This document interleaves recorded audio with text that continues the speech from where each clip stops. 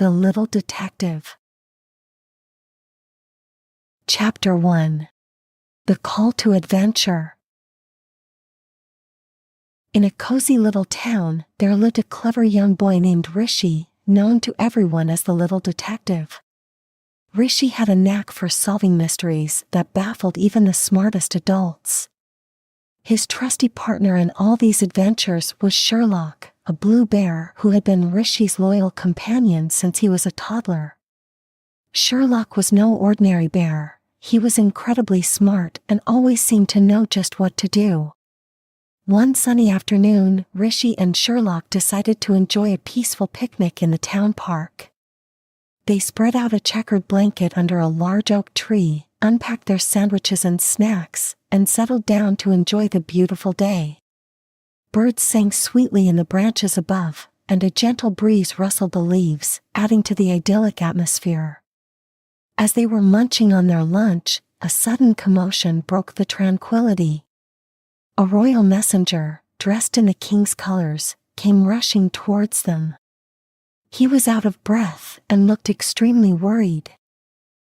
"Rishi, Sherlock," he panted, "I bring urgent news from the castle. The princess has gone missing, and the king desperately needs your help." Rishi's eyes widened with determination.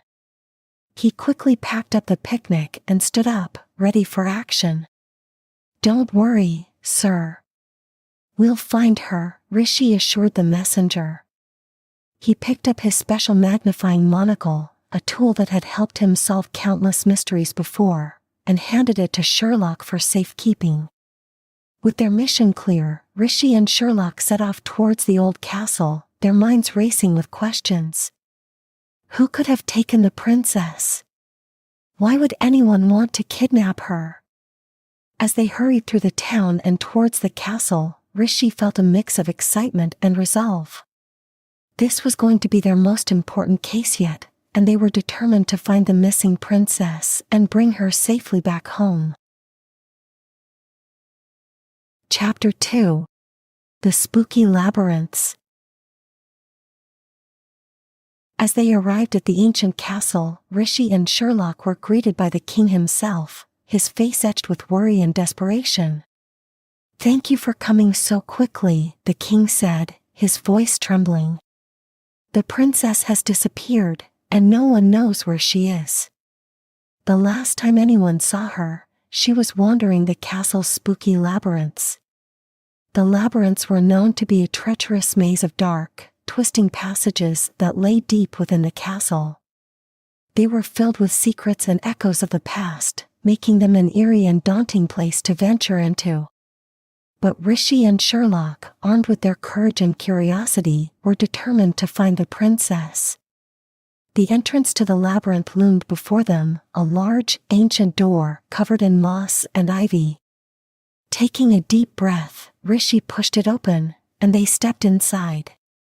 The air was cool and damp, and shadows seemed to dance on the stone walls as their footsteps echoed through the corridors. Every now and then, a gust of wind would howl through the passages, adding to the spooky atmosphere.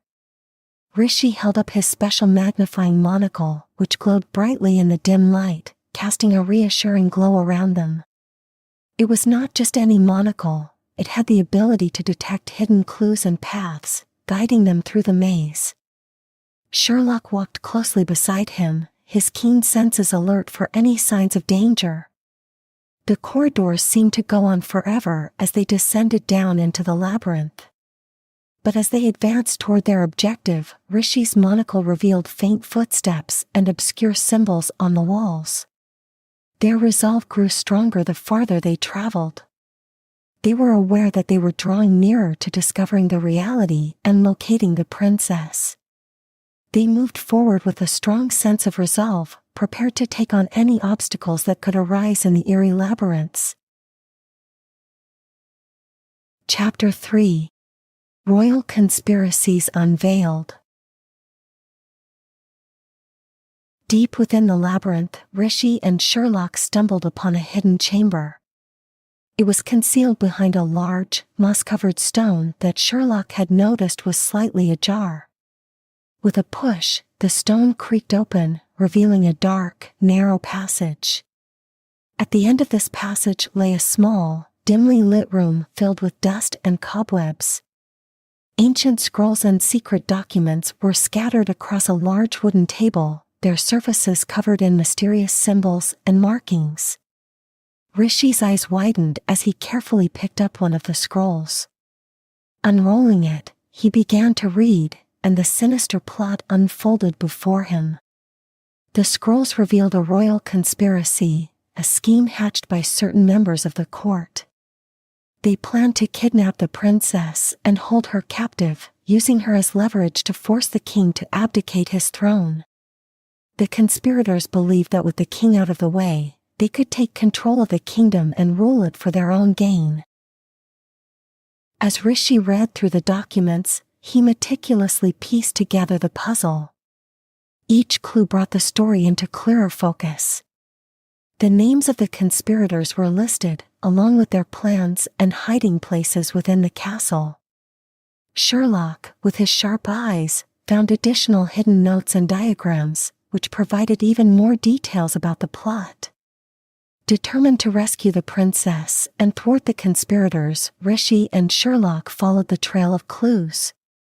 The documents indicated that the conspirators had a secret hideout further into the heart of the castle. With each step, the tension grew, but so did their resolve.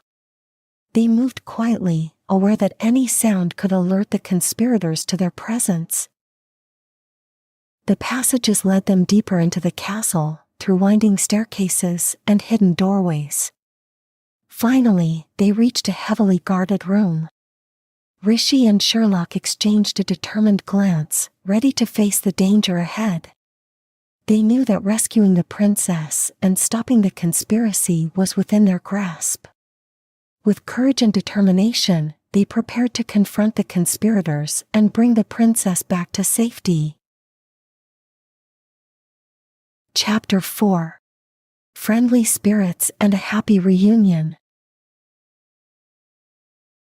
In the deepest part of the castle, Rishi and Sherlock encountered a group of friendly spirits who had once served the royal family. These ethereal beings glowed softly in the dim light, their translucent forms floating gracefully above the cold stone floor. They had been watching over the castle for centuries, bound by loyalty to the royal family. When they saw Rishi and Sherlock, they were impressed by the young detective's bravery and intelligence. The spirits, eager to assist, communicated with Rishi and Sherlock through soft whispers and gentle gestures. They revealed a hidden passage that led to a secret chamber where the princess was being held captive. The spirits described the layout of the chamber and the guards stationed outside, providing invaluable information that would help Rishi and Sherlock devise a rescue plan. With this newfound knowledge, Rishi quickly formulated a clever strategy. He and Sherlock moved stealthily through the castle, avoiding detection by following the spirits' guidance. The spirits created distractions and used their ghostly presence to mislead the guards, clearing the way for Rishi and Sherlock to reach the secret chamber undetected. Inside the chamber, they found the princess, frightened but unharmed.